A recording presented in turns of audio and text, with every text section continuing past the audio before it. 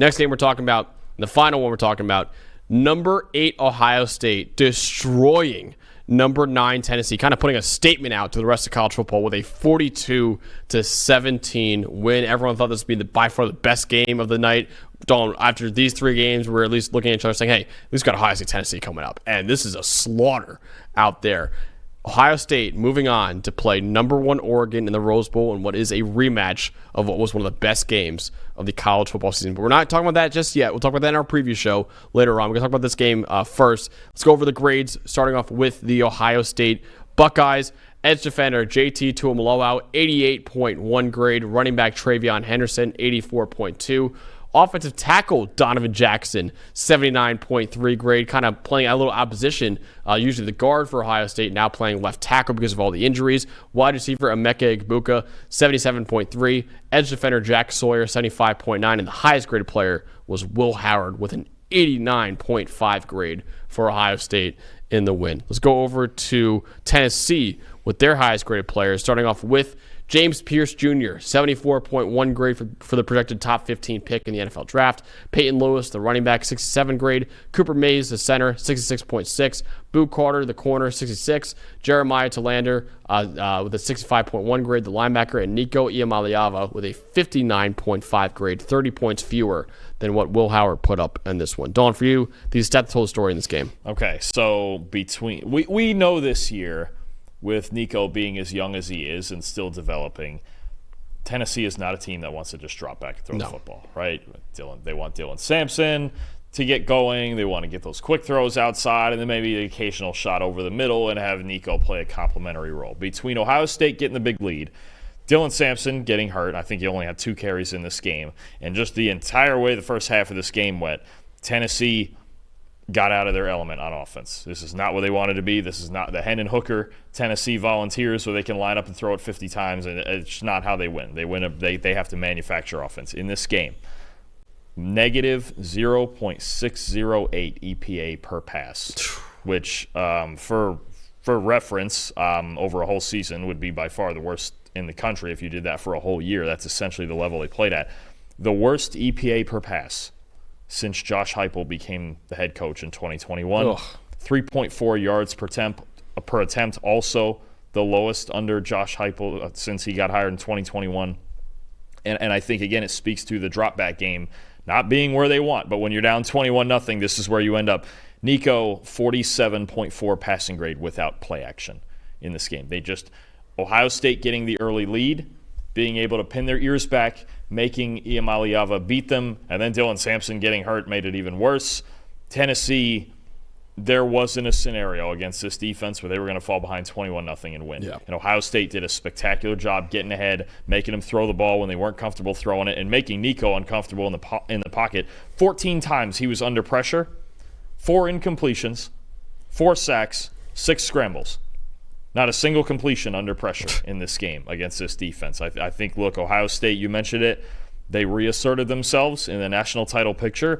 I actually think I saw an early betting line that has them favored over Oregon in the Rose Bowl now. Wow. Wow. You're about to dig into Will Howard and what he's done, but this was to me about Ohio State with that quick start, getting ahead, making Tennessee throw the ball on offense, which actually isn't what they want to do this year. Maybe next year, with a year older Nico and maybe some more weapons in there, but this was a team that wanted to run the ball and play good defense, and they didn't start out playing good defense. They didn't get to run the ball, and it was the toughest passing day that they've had under Josh Heupel as their head coach. Yeah, the Dylan Sampson injury just killed that offense, right? When he went down, it just was like they can't do anything else. Yeah, because and this is another one, and we're going to dig in. I think in all 4 of these games, the better team in the trenches won the game. Yeah. I think that's a fact in all 4, but this game maybe more so than any of them. And a shocking development. I'll get into the most impressive in one of them aspects of that. But I want to talk about Will Howard for a little bit. I could have gone him for most impressive as well, Dalton. 89.5 PFF grade. Career high for Will Howard in this game. And Dalton, the last game he played was against Michigan. He had a 45.1 grade against Michigan in that game. That's the lowest of his career, or second lowest of his career, and his lowest over the last 3 seasons, for whether it be 2024 at Ohio State or 2023 and 2022 at Kansas State. He has not had a game that bad. He was horrible against Michigan. So many people were selling their stock on Will Howard, and he goes up against another elite defense, Tennessee, and he responds with a career best performance against the Volunteers. He had 3 big-time throws, 0 turnover-worthy plays. He averaged 10.7 yards per pass in this game. Every time he dropped back, he was getting a first down for Ohio State. 88.9% adjusted completion rate, which is basically your completion percentage plus any drops your receivers had. So he was on target for 89% of his throws. He was throwing the ball downfield as well. He had 80-plus grades when he was kept clean and when he was under pressure in this game. Tennessee, on the other side, lowest graded defensive performance of the season. It's 11 more points they've given up all year. Howard was dealing in this game, and what a bounce back for him after a horrible performance against Michigan in that final regular season game. And a few weeks later, he goes up against Tennessee, another elite defense. A lot of people were worried about him because of how bad he played against Michigan, and he was stellar in this game for the Buckeyes. So want to shout out Will Howard, man. He was awesome in this game. He has been excellent all year. I think he's getting a lot of unnecessary hate from a lot of people. He shut up a lot of people in this game. And Dalton, I'm going to say it again. I said it after the Oregon game, I believe. He is absolutely capable of winning a national championship. That was the question for Ohio State going into the year was, yeah, this roster is loaded, but do they have the quarterback? They got the quarterback. Will Howard is capable of winning a national title. Now, will he carry the team to a national title? Probably not. But he is absolutely capable of being a starting quarterback on a national championship winning team because of these kinds of performances. He was the best player on the field in the Oregon game. He was the best player on the field in this Tennessee game as well. In the biggest games, besides the Michigan game, he has showed up for Ohio State. I want to shout out Will Howard because he was outstanding in this game. A career best performance for Will Howard against Tennessee. Couple of things I want to point out with him. Aside from the Michigan game, let's go with his most recent 4 games outside of that game. Passing grades. 90.3, 85.1, 85.3, 86.9. So aside from the Michigan game down the stretch here, he's played like arguably the best quarterback in the country. 9 big-time throws, no turnover-worthy plays in those 4 games. And I think the one thing I really liked in this game, if you're going to have a struggling offensive line, and I know Donovan Jackson graded high, and that's fantastic, but he's going to play well at left tackle. That's terrific, okay, especially against a D-line like this. If you're going to have a struggling offensive line, you have to get a little bit creative. I thought Chip Kelly got more creative in the run game, kind of using some looks in the old, up front to get linebackers moving and maybe kind of even use them as a decoy with some concepts. But I think a big thing, too, is we've seen Ohio State for weeks now. We've seen it twice live. Get the ball to the perimeter. Let the athletes be the athletes in space, right? They are not going to line up and run downhill on elite teams in college football with this offensive line. Luckily, they didn't ask them to do that very often in this game, right? So I think you have it where, and we've seen too, Chip Kelly, sometimes he would kind of wait, right? He'd kind of wait till halfway through the second quarter to get into that. He went right off rip in this game. Yeah. We're going to go fast. We're going to get the ball to the perimeter. We're going to throw go balls to Jeremiah Smith. We're going to run screens. We're going to do everything we can to protect this offensive line. Because that's still, we're going to say it every week, it's their biggest weakness. If they can play reasonably well, they can win a national title. They played reasonably well in this game. They worked around him a lot with the play calling. And Will Howard, 2.52 average time to throw, second lowest of the season. That helps. If you're a quarterback sitting in the pocket and your offensive line is struggling, the best thing you can do is protect yourself. He did that in this game. The play calling, I thought Chip Kelly, you could argue front to back, it was the best game he called all year. The one unlucky interception that Jeremiah Smith may or may not have been interfered with, that was the only thing that really went wrong for Ohio State offensively in this game. Howard was terrific.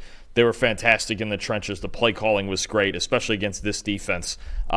You get all the believers coming back to Ohio State after a game like this, that's for sure. Absolutely. And those receivers for Ohio State were ridiculous as well. And Jeremiah Smith, alien, man. That guy's an alien. I don't know if you saw his tweet afterwards, but so PFF College, Brandon Lee does a great job running the PFF College account, but he put out a tweet of a couple days ago saying, putting out Jeremiah Smith stats and putting out Jermon McCoy stats, saying who wins this matchup, because obviously it's an awesome matchup, and obviously Jeremiah got the better of him in that one. Jeremiah, after the game, quote tweeted that graphic and said, yeah, all right, yeah, go ahead. He was talking his shit afterwards, which he deserved it. He played his heart out, and he was unreal. If he was eligible this year, there's a very good chance he'd be the first receiver taken. Would he go? I heard a lot of people say he'd be the number 1 overall pick. Would he go over Travis Hunter? That one's tough. That one I don't know. Tough. I don't think I would. That's the only argument.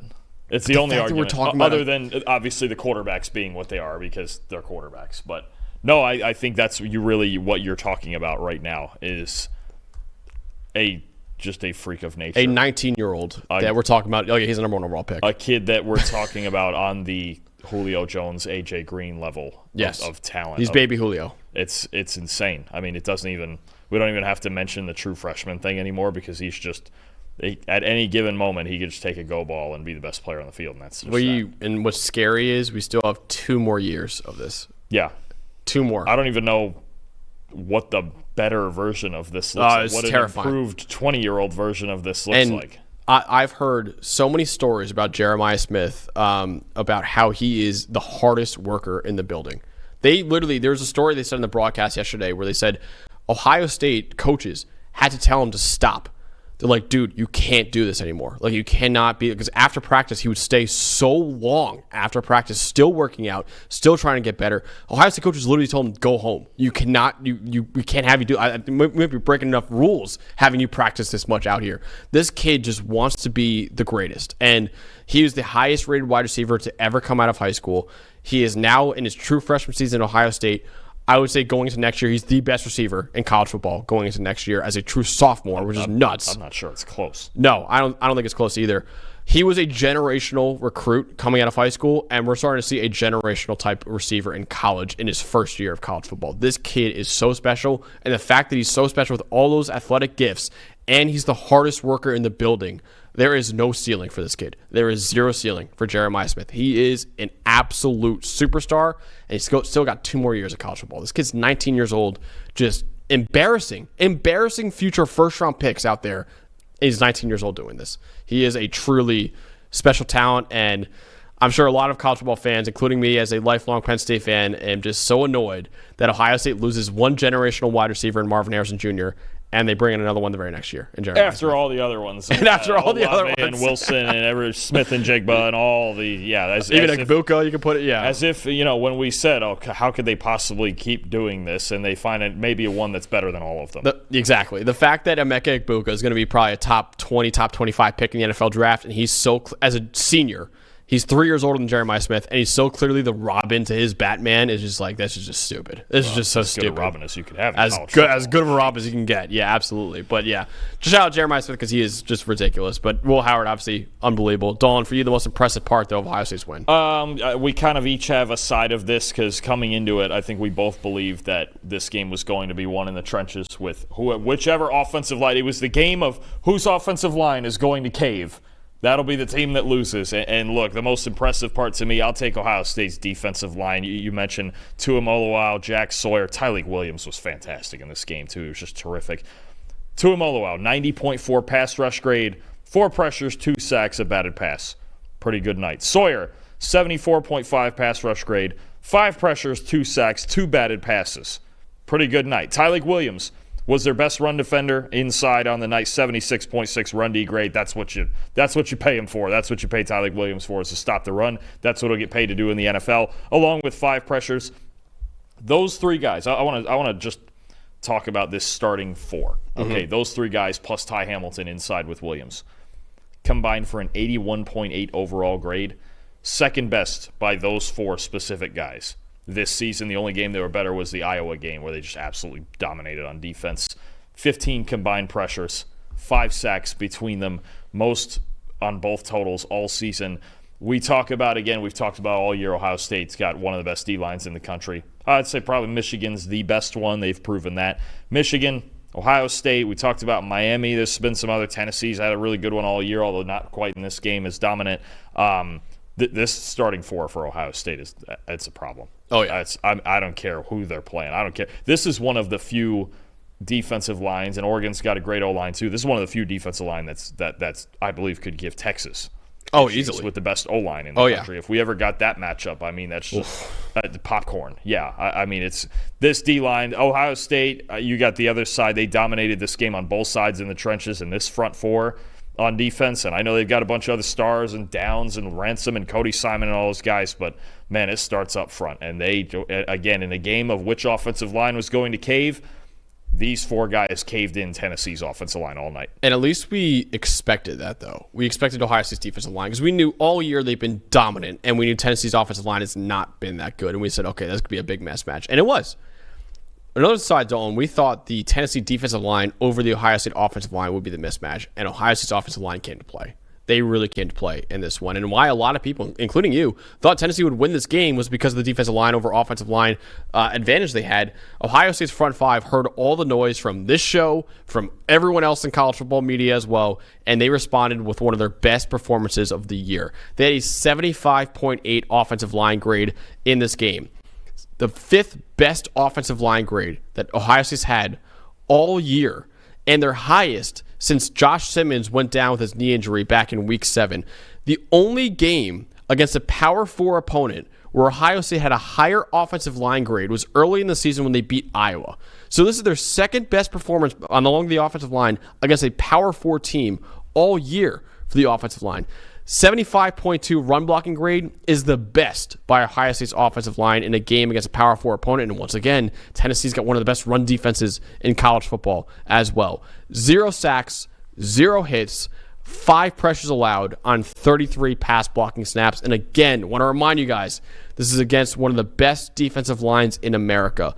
Dawn, if their offensive line, and I know Chip Kelly, you said, did a great job of scheming around it and did a great job kind of masking some of it, but at the same time, they came to play as well. If their offensive line keeps playing like this, how do you beat them?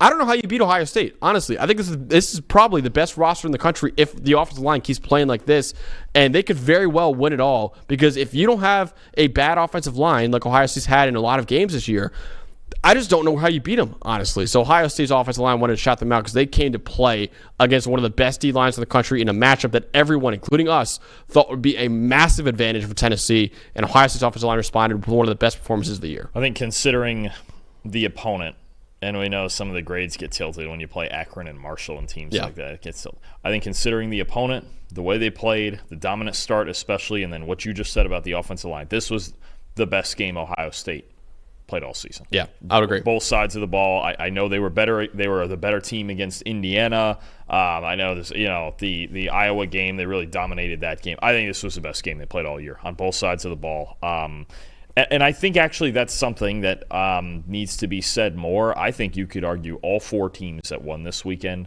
considering the opponent, level of dominance. Texas, tiny bit shakier against Clemson, but I think honestly that was just Cade Klubnik playing up at times.